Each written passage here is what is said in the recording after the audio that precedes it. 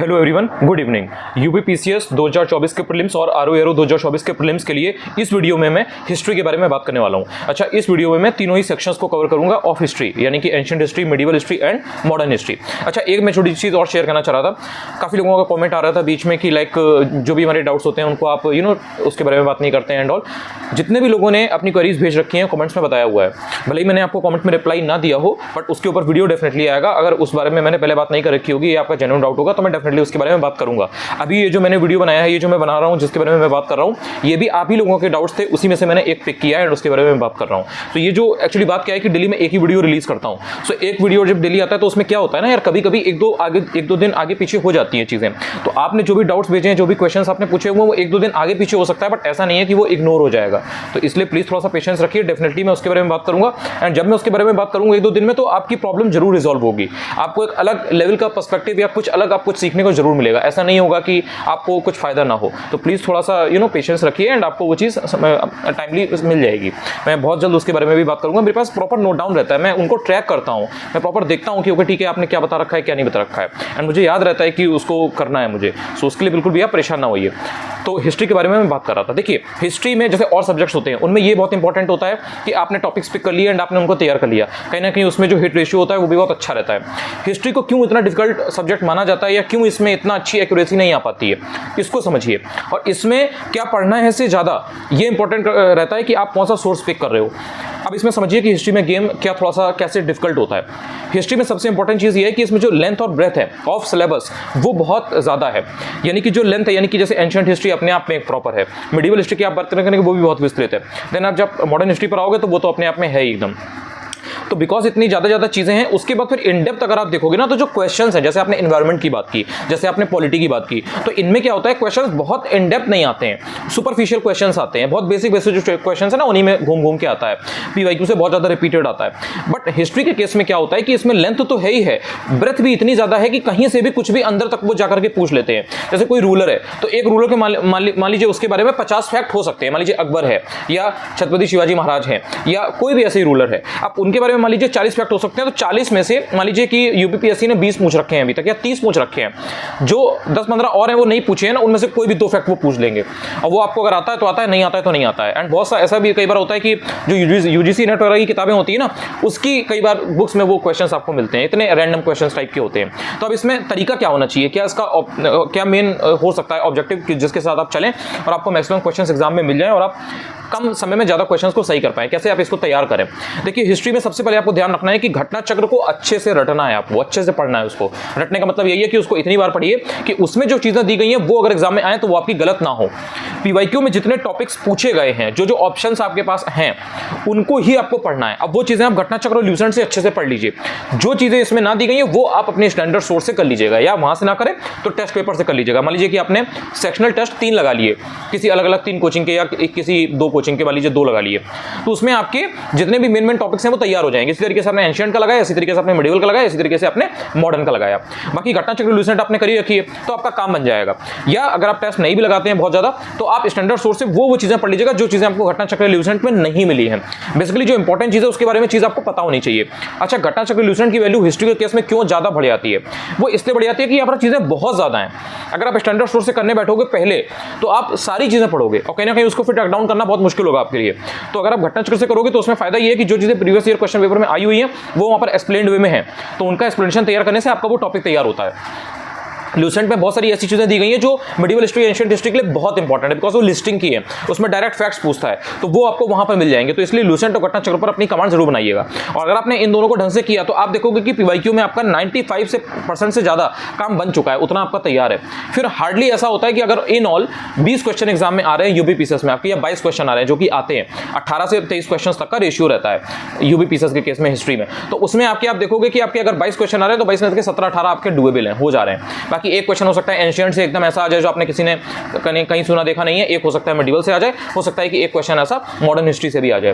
तो ये बेसिकली आपको देखना है। अच्छा, इसमें भी अगर टॉपिक वाइज बात करें तो टफ इसीलिए हो जाता है क्योंकि इसमें जो टॉपिक्स हैं वो सब इंपॉर्टेंट है, मतलब ऑलमोस्ट हर टॉपिक इंपॉर्टेंट है। जैसे अगर मैं बात करूं आपसे, जैसे एंशिएंट हिस्ट्री की आप बात करते हो, आपने स्टोन एज से शुरू किया, स्टोन एज इंपॉर्टेंट है, उसमें कुछ जो लोकेशंस है ना वो एक्सट्रीमली इंपॉर्टेंट है, पूछता है वो, एंड स्पेशली जो यूपी की लोकेशन से वो पूछ लेता है कि जैसे स्टोन एज में जो चीजें हुआ करती थी उसका यहाँ पर आज की तारीख में कहां से केव वगैरह मिली हुई है, कहां से गुफा वगैरह वगैरह मिली है, कहाँ से कोई बर्तन वगैरह अगर कुछ मिले हुए हैं इस टाइप के एंशिएंट टाइम के तो वो बता दीजिए।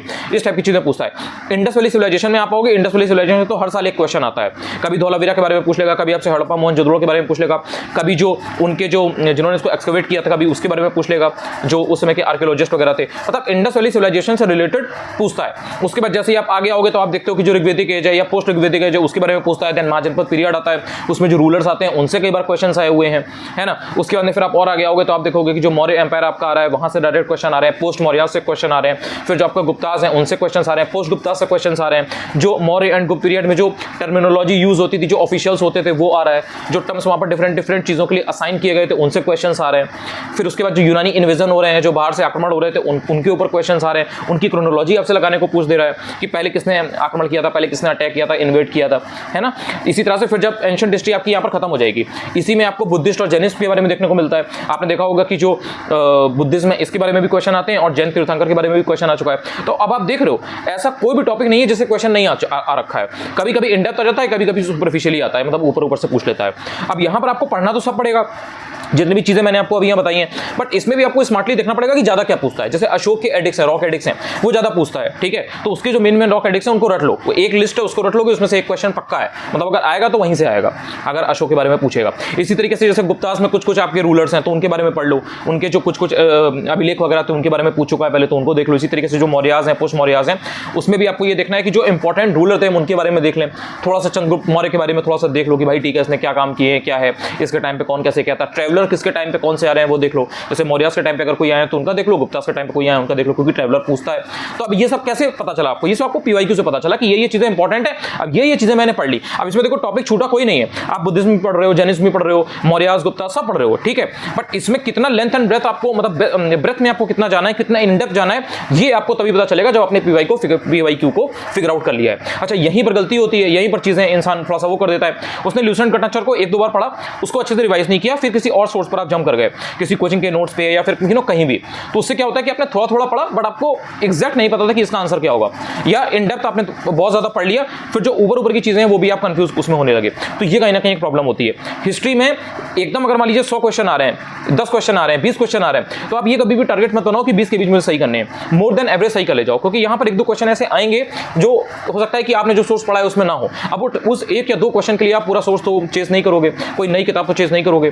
तो इसलिए जो मेन टॉपिक्स हैं उसमें से मेन चीजें पढ़ लो। इसी तरीके से जैसे मिडिवल हिस्ट्री में आते हो तो मिडिवल, अच्छा जैसे ये जो एंशिएंट हिस्ट्री ना, इसमें जो संगम पीरियड है वो भी बहुत इंपॉर्टेंट। जैसे चोलास है, चोलास का जो लोकल सेल्फ गवर्नमेंट है ना वो बहुत इंपॉर्टेंट था। चोलास की जो नेवी थी, जो उनका नेवल सिस्टम था, वो उन्हीं लोगों ने उस टाइम पे एस्टेब्लिश किया था। तो आज जो आप नेवी देख रहे हो ना, ऐसा नहीं है कि सिर्फ ये आज बनी है या आज इतना इसमें एडवांसमेंट हुई है। चोलास के टाइम पे नेवल सिस्टम बहुत तगड़ा था, इन्हीं लोगों ने बेसिकली डेवलप भी किया था। तो किसने श्रीलंका के नॉर्थ पार्ट को जीता, किसने पूरा श्रीलंका कैप्चर कर लिया था, ये सारी चीजें आपको जब चोलास पढ़ोगे तो उसमें मिलेगा कि कौन से ऐसे रूलर थे जिन्होंने ऐसा किया था। अब जैसे इसमें आपके चोलास हो गए, फिर आपके चालुक्यास आ गए हो गए, या फिर आपके जो पल्लव्स हैं, तो इसमें आपको देखना है कि जो पल्लव्स थे उसमें मेन रूलर कौन से थे, उन्होंने क्या क्या काम किए। चालुक्यास में जैसे 3 ब्रांचेस थी, तो वो 3 ब्रांचेस कौन कौन सी थी, उसमें मेन कौन रूलर हुए हैं, और जो आपके चोलास थे वो कौन कौन से थे, और इनमें जो बैटल हुआ है, मान लीजिए कि पांड्यास हैं जैसे, तो पांड्या और चालुक्यों में अगर फाइट हो रही है, बैटल हो रहा है, तो उनमें देख लिया कि कौन जीता क्या हारा। क्रोनोलॉजी वगैरह थोड़ी देख लीजिए कि किसने नरसिंह वर्मन को हराया, कौन जीता, इस तरह से। या जैसे पुलकेशिन 2 है तो पुलकेशिन 2 का मेन जो फैक्ट है वो देख लीजिए। अब यही सब चीजें पूछता है वो। देखो अगर किसी एक डायनेस्टी में 50 रूलर हैं, 30 रूलर है, 20 रूलर है, वो 20 नहीं पूछेगा ना, उसके पास इतना स्पेस तो है नहीं। 20 में से जो मोस्ट इंपॉर्टेंट 5 है उनको पढ़ के जाओ, उसी में से 2-3 जो होंगे मेन, उन्हीं में से आपको कोई ना कोई क्वेश्चन देखने को मिल जाएगा। तो ये एक तरीका होता है। इसके बाद जैसे ही आप आगे आते हो मिडिवल हिस्ट्री में, मिडिवल हिस्ट्री में देखो 2 बड़े एस्पेक्ट हैं और उसके आसपास की कुछ छोटे छोटे टॉपिक्स हैं। इसका कहने का मतलब क्या है? इसका कहने का मतलब ये है, मिडिवल हिस्ट्री में एक है सल्तनत पीरियड, एक है मुगल पीरियड। अब सल्तनत और मुगल के बीच में आपका आ जाता है Vijayanagara empire and Bahmani kingdom, ठीक है। विजयनगर एम्पायर है और उसमें बीच में बहमनी किंगडम है। अब इन दोनों से ही क्वेश्चन आते हैं, विजयनगर एम्पायर से भी क्वेश्चन आते हैं, इसमें जो ट्रैवलर्स वगैरह जिसके टाइम पे आए थे उनसे भी क्वेश्चन आते हैं, और जो आपको बहमनी किंगडम है उससे भी आते हैं, क्योंकि वो जो प्रॉपर एरिया है ना, प्लेट्यू एरिया जो महाराष्ट्र वाला एरिया है, अहमदनगर का जो एरिया वगैरह है, तो वहां पर कौन था, कैसे क्या था, जो हैदराबाद वगैरह का एरिया है, गोलकुंडा फोर्ट वगैरह है, तो किसके बीच में लड़ाई हो रही है, कौन जीत रहा है, किसने कब कैप्चर किया, ये चीजें पूछता है डायरेक्ट, ठीक है। किसने उस चीज को बसाया है प्रॉपर उस लोकेशन को, वो आपको पता होना चाहिए, जैसे अहमदनगर वगैरह। तो विजयनगर एम्पायर और बहमनी किंगडम, इनके बीच में बैटल वॉर चलती रहती थी, तो आपको इनके बारे में ढंग से पढ़ना है। सल्तनत पीरियड में डायनेस्टी हैं, जैसे मान लीजिए कि गुलाम डायनेस्टी है, देन तुगलक है, या फिर आपकी खिलजी हो गई, ये सैयद हो गए, लोधी हो गए, तो ये जो इनकी जो क्रोनोलॉजी है कि सबसे पहले अगर गुलाम आ रहा है, देन खिलजी आ रहा है, देन तुगलक आ रहे हैं, देन सैयद आ रहे हैं, देन लोधीज आ रहे हैं, तो इनमें जो मेन रूलर है, जैसे अगर मान लीजिए खिलजी की बात की जाए तो इसमें Jalaluddin Khilji is not that important, Alauddin Khilji is important. Qutbuddin Aibak की आप बात करोगे तो उसमें आपका जो इल्तुतमिश वगैरह ये इंपॉर्टेंट है, बलबल इंपॉर्टेंट है, ठीक है। इसी तरीके से आप बात करोगे जब तो लोधीज में आओगे तो उसमें इब्राहिम लोधी जैसे है, तो ये इंपॉर्टेंट है। इसी तरीके से सिकंदर लोधी इंपॉर्टेंट है, उसने क्या क्या खास काम किए हैं, उसको और क्या उपाधि मिली हुई थी। इसी तरीके से आप बात करते हो जब तुगलक की, तो इसमें फिरोजशाह तुगलक है, मोहम्मद बिन तुगलक है, डायरेक्ट क्वेश्चंस आते हैं इनसे। फिरोजशाह तुगलक तो इनका फेवरेट है यूपीपीएससी में, सो इसलिए ये चीजें खास आपने पढ़ी। देन सल्तनत पीरियड में जो टर्मिनोलॉजी यूज होती थी वो आपको देखनी है, उनके टाइम का जो एडमिनिस्ट्रेशन था, कैसा एडमिनिस्ट्रेटिव स्ट्रक्चर था, वो आपको देखना है। उस टाइप की कुछ जो आर्किटेक्चर की चीजें थी, जैसे मान लीजिए कि लाल मस्जिद है, या इल्तुतमिश ने कोई और चीज बनवा रखी है, सुल्तानगढ़ी का मकबरा है, किसके लिए बनवाया और क्यों बनवाया, किसने बनवाया, तो ये थोड़ा सा आपको देखना है। इस टाइप की चीजें पूछता है। Likewise when it comes to Mughal period, तो वहां पर भी सेम यही चीज होती है, जैसे क्रोनोलॉजी आपको देखनी है, जैसे बाबर था, बाबर के बाद में हुमायूं आया, देन हुमायूं के बाद में अकबर आया, अकबर के बाद में जहांगीर आया, जहांगीर के बाद में शाहजहां आया, शाहजहां के बाद में कौन आया, तो वो थोड़ा सा आपको स्ट्रेच करके देखना है और एंड तक देखना है। औरंगजेब के आगे के भी जो 2-3 रूलर है ना, उनको देख लीजिएगा, जहां पर मुगल एम्पायर खत्म हो रहा है, उनका पतन होना शुरू हो गया था ना, वहां तक आपको जाकर के देखना है, क्योंकि अब थोड़ा सा अगर आपने एक चीज ऑब्जर्व की होगी तो आप ये चीज फिगर आउट कर पाओगे कि अब मॉडर्न हिस्ट्री में वो थोड़ा सा औरंगजेब के आगे का भी पूछ रहे हैं, तो वहां तक आपको देखना है कि ओके ठीक है, वो जो क्रोनोलॉजी है ना, वहां जो बाद के 3-4 रूलर है उनके बारे में देख लीजिएगा, उनमें भी कंफ्यूजन क्रिएट होता है। तो इतना अगर आपने कर लिया तो कहीं ना कहीं आपकी चीजें निकल जाती हैं। इसके अलावा 2 छोटी सब टॉपिक आप कह सकते हो और हैं, एक तो सिखिज्म है, तो उसके बारे में आपको जो गुरु वगैरह है उनके बारे में अच्छे से पढ़ लेना है, वो बहुत इंपॉर्टेंट है। हर गुरु के बारे में 3-4-5 बहुत इंपॉर्टेंट फैक्ट आपको मिलेंगे, तो उन गुरुओं के बारे में आपको अच्छे से पढ़ लेना है। साथ में आपको मराठा एम्पायर मिलेगा, तो मराठा एम्पायर में भी जो क्रोनोलॉजी है, जो रूलर्स की क्रोनोलॉजी है, उनको देख लेना, और जो 1-2 ट्रीटी हुई है और 1-2 जो बैटल हुए हैं, मतलब ट्रीटी 2-4 हैं, ठीक है, वो देख लेना किसके किसके बीच में हुई है, कब हुई है। एक तो ये बहुत इंपॉर्टेंट है, वो मैच द फॉलोइंग में आ सकता है। थोड़ा बहुत बैटल देख लेना, मेन जो क्रोनोलॉजी वाले जो पैटर्न होता है कि कौन पहले पेशवा था कौन नहीं था, वो आपको देखना है। इतना अगर आपने कर लिया तो आपका मराठा एम्पायर से क्वेश्चन निकल जाएगा, इससे ज्यादा आगे से नहीं पूछता है। जैसे ही आप मॉडर्न हिस्ट्री में जंप करते हो, फिर उसमें चीजें इंपॉर्टेंट शुरू हो जाती है, वहां पर रटने वाली चीजें आ जाती हैं, फैक्चुअल चीजें आ जाती हैं। जैसे कि ईस्ट इंडिया कंपनी आएगी, अब ईस्ट इंडिया कंपनी जो थी उसमें बहुत सारी फिर आ जाती है, जैसे फ्रांस की भी, जैसे फ्रेंच वाली थी, डेनिश थी, और भी जितनी चीजें, डच वाली है, और अब ये जो ब्रिटिश वाली है, ये तो है ही है। तो कौन कब आया, किसने कहां पर इंडस्ट्री लगाई, किसने कैसे राइट्स प्राप्त किए यहां पर बिजनेस ऑपरेट करने के लिए इंडिया में, ये आपको देखना है। जब आप ये पढ़ोगे तो इसी के टाइम पर आप जो बंगाल के नवाब वगैरह थे ना, उनके बारे में पढ़ोगे, कौन आया, कहां पर आया। पहले जो ये बिहार वाला एरिया है, ये पूरा एक हुआ करता था, पूरा बंगाल तक स्ट्रेस था, तो वहां पर कौन किसका मेन गवर्नर था, तो वो जो नाम वगैरह है ना, वो बहुत इंपॉर्टेंट है, उसमें बहुत कंफ्यूजन होता है। जैसे मीर कासिम और मीर जाफर, इनके बारे में ढंग से पढ़ लो, इनका फेवरेट है ये मीर कासिम मीर जाफर में ये फंसाते हैं। फिर उसके आसपास जो ट्रीटी हुई है कुछ, जैसे मान लीजिए कि इलाहाबाद की ट्रीटी हुई है, 1 बार हुई है, 2 बार हुई है, तो वो थोड़ा सा देख लीजिए। फिर उसी के टाइम पर जो मेन रूलर्स हैं इधर जो ईस्ट इंडिया कंपनी थी, उनके जो कैप्टन वगैरह है ना, उनके बारे में भी आपको पढ़ लेना है, वो बहुत इंपॉर्टेंट है। वो ट्रैवलर बन के आए थे और फिर यहाँ पर पूरा उन्होंने कमांड संभाल ली, पूरा कमांड किया, आगे आकर के वो लीडर बन गए, पूरा उन्होंने कंपनी को चलाया, कंपनी का रूल जो है उन्हीं के हाथों में था। तो ऐसे लोगों के बारे में आपको पता होना चाहिए। जैसे मान लीजिए कि रॉबर्ट क्लाइव है, रॉबर्ट क्लाइव के बारे में आपको इन डिटेल थोड़ा पता होना चाहिए। जैसे जैसे आप ये आगे बढ़ोगे तो फिर धीरे धीरे उन्होंने इंडिया को कैप्चर करना शुरू कर दिया था। पहले उन्होंने इकोनॉमिकली ड्रेन करना शुरू कर दिया था इंडिया को। तो वहीं पर आप देखोगे कि इकोनॉमी पर क्या असर पड़ा, जो ब्रिटिश रूल है उसका क्या इंपैक्ट था, ये आप पढ़ना शुरू करोगे। जैसे ही आप ये पढ़ोगे, इंडिया के जो लोग हैं वो धीरे धीरे लाइमलाइट होने लगते हैं। वहां पर आपको फिर जो बड़े बड़े उस टाइम के लोग थे, जो एलिट लोग माने जाते थे, उनकी फिर आपको बुक्स वगैरह देखने को मिलेंगी, उनकी थ्योरी वगैरह देखने को मिलेंगी, ड्रेन थ्योरी वगैरह देखने को मिलेगी। तो उन बुक्स वगैरह के बारे में आपको पढ़ना है कि उस कॉन्सेप्ट के बारे में पढ़ना है कि जो ड्रेन ऑफ वेल्थ है ये क्या था, ये कॉन्सेप्ट क्या था। तो ये आपको यहाँ पर जो मेन जो फैक्ट है वो आपको देख लेने हैं कि कैसे क्या चीज़ें हो रही थी। फिर जैसे ही आप थोड़ा सा और आगे आओगे, फिर वो एक्ट वगैरह शुरू हो जाते हैं। फिर वो आपका थोड़ा सा पॉलिटी वाला पार्ट है, लेकिन वो आता आपका हिस्ट्री में भी है। तो वो आपको कॉन्स्टिट्यूशनल डेवलपमेंट वगैरह जो हुआ था वो आपको थोड़ा थोड़ा देखना है। फिर चीज़ें आपकी फिर आगे आ जाएंगी। तो फिर मेन जो ये वाला पीरियड आएगा ना, जो आप 1857 वाला जो पढ़ते हो, वो फिर आपका बहुत इंपॉर्टेंट हो जाता है। और फिर ये आपका पूरा 1947 तक चलेगा। तो ये आपको ध्यान रखना है। मतलब 1700 वाला आपने पढ़ लिया, फिर आप जैसे ही 1857 आओगे, वो फिर रिवोल्ट जितना है, वो रिवोल्ट बहुत इंपॉर्टेंट है। उससे देखो हर साल 1-2 क्वेश्चन आते ही आते हैं। आरओआर में भी आता है, यूपीपीएससी में भी आता है, उसको ढंग से पढ़ लेना। उसमें मतलब इन डेप्थ आपको फैक्ट मालूम होनी चाहिए। 1857 का आपने रिवोल्ट पढ़ा, उसके बाद फिर आप जैसे ही आगे जाओगे तो आईएनसी यानी कि इंडियन नेशनल कांग्रेस का एस्टेब्लिशमेंट होता है। उसके पहले जो पॉलिटिकल ऑर्गेनाइजेशंस थे उनको आपको देख लेना है। 4-5 है मेन में। जैसे मान लीजिए कि मद्रास महाजन सभा है, तो उसके बारे में देख लीजिए। या इसी तरीके से और और भी हैं 4-5 लैंड होल्डर सोसाइटी वगैरह है, तो इनका मैच द फॉलोइंग में ईयर पूछ देता है। उसी टाइम पर कुछ हिस्टोरिकल बुक्स भी लिखी गई थी, उनके नाम आपको पता होने चाहिए। कुछ फॉरेन ऑथर्स थे, राइटर्स थे, उन्होंने भी उसको लिखा था, तो उनके नाम भी आपको पता होने चाहिए। फिर जैसे ही 1885 में इंडियन नेशनल कांग्रेस बन जाती है, एस्टेब्लिश हो जाती है, उसके बाद फिर उसके सेशंस होना शुरू हो जाते हैं। तो उसके सेशंस कहाँ कहाँ पर हुए थे, अगर कोई ऐसी लोकेशन है जहाँ पर 3 सेशन हुए हैं, 2 सेशन हुए हैं, तो उसका हेड कौन था, मतलब उसको उसकी अध्यक्षता किसने की थी, कौन प्रेसिडेंट था और किस साल हुआ है, वो आपको देख लेना है। और जिसमें 2-3 हुए हैं वो आपको एक्जैक्टली याद रखने हैं। लाइक प्रयागराज है या वाराणसी मान लीजिए है, तो वो कब हुआ था, वहाँ पे 1905 में हुआ था कि कब हुआ था, गोपाल कृष्ण गोखले जी थे कि कौन था, ये सब आपको देखना है। फिर इसमें जो मेन नोटिसेबल पर्सनैलिटीज हैं, नोटेबल पर्सनैलिटीज हैं, उनके बारे में आपको थोड़ा इन डेप्थ पता होना चाहिए। जैसे मान लीजिए जवाहरलाल नेहरू जी हैं, प्राइम मिनिस्टर रह चुके हैं आपके, गांधी जी हैं, इनके बारे में आपको देखना है। मौलाना अबुल कलाम आजाद है, सुभाष चंद्र बोस जी हैं, सरदार वल्लभ भाई पटेल जी हैं। तो ये जितनी जो नोटेबल पर्सनैलिटीज है ना, इनके बारे में आपको इन डेप्थ पता होना चाहिए। ठीक है, अब ये चीजें आपकी चलती रहेंगी, वो फिर धीरे धीरे इवेंट्स होती रहेंगी। आप जलियांवाला मैसेकर जो है वो देखोगे, खिलाफत जो मूवमेंट थी उसको देखोगे, आप असहयोग आंदोलन देखोगे, नॉन कॉपरेशन मूवमेंट, देन इसके बाद में आप और आगे आओगे तो आपको पार्टी डिफरेंट बनती हुई दिखाई देंगी। वहीं पर आपको जो मोतीलाल नेहरू है वो दिखाई देंगे। उसी के बाद आपको साइमन कमीशन वगैरह के बारे में पता चलेगा। बहुत सारी इवेंट छोटी छोटी होती रहेंगी, सारी इंपॉर्टेंट है, लेकिन उसमें जो मेन फैक्ट है बस उस पर फोकस करना है। अब ये सब आपको घटना चक्र में मिल जाएगा, तो उतना भी अगर आपने पढ़ लिया है ना, तो आप समझ लो कि एक मेरी चीज़ को समझ पा रहे हो। अगर आपने वो पढ़ रखा है, उतनी ही चीज़ें पढ़ी नहीं जितना घटना चक्र में दिया, उतना भी कर लिया है ना, तो काफ़ी ज़्यादा आगे निकल जाओगे। 1919 वाला मैंने आपको कल पॉलिटी के वीडियो में भी बताया था कि वो करना ही करना है आपको, मॉर्लेमेंटो reforms and Montagu Chelmsford reform. फिर जैसे ही आप 1930 के आसपास आओगे, आपका जो सिविल डिसोबीडियंस मूवमेंट है वो आ जाएगा। देन उसके बाद में आपका जो कम्युनल अवार्ड वगैरह है, फिर जो आपकी राउंड टेबल कॉन्फ्रेंस हो रही थी, तो पहली, दूसरी, तीसरी कहाँ हुई, कौन गया, क्या उसका आउटकम हुआ, ये आपको देखना है। फिर आप उसके बाद में 1933 1934 के आसपास आ जाते हो। देन वहाँ पे फिर जो आपकी सोशलिस्ट पार्टी वगैरह बन रही है, उससे रिलेटेड जो जुड़े हुए जो लोग हैं वो आपको देखने को मिलेंगे।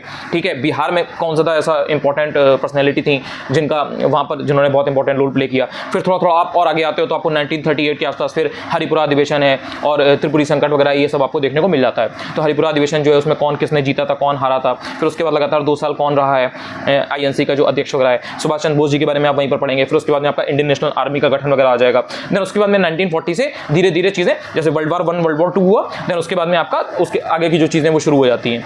फिर जो छोटी छोटी और जो अंग्रेजों की तरफ से चीज़ें आने लगी, वो जो प्रस्ताव वगैरह भेजने लगे, जैसे कैबिनेट मिशन वगैरह, फिर आगे जाके आपको देखने को मिलेगा। तो ये सारी चीज़ें पूरी इवेंट्स है, तो एक सीक्वेंस है, तो उसको उसी सीक्वेंस में पढ़ना है। ट्राई करना कि जब मॉडर्न हिस्ट्री में 1910 से आगे बढ़ो, 1915 1920 इसके आसपास आओ, तो फिर जब तक मॉडर्न हिस्ट्री खत्म ना कर लें तब तक बंद मत करना, बिकॉज वो फिर सीक्वेंस ऑफ इवेंट्स है, वो आप एक साथ पढ़ोगे ना, रोज पढ़ोगे, तो वो आपके दिमाग में फिट होती चली जाएंगी। और ये फिर आपको पूरा वही, जब 1947 में जब तक आपको इंडिपेंडेंस नहीं मिल जाती है भारत को, तब तक फिर ये सारी चीज़ें चलती रहती हैं। फिर उसके बाद भी जो पैनल बना था, मतलब जो मेन थे, मान लो कोई डिपार्टमेंट कोई संभाल रहा है, कोई डिपार्टमेंट किसी को दिया हुआ है, तो वो जो लोग हैं ना वो भी पूछ लेता है।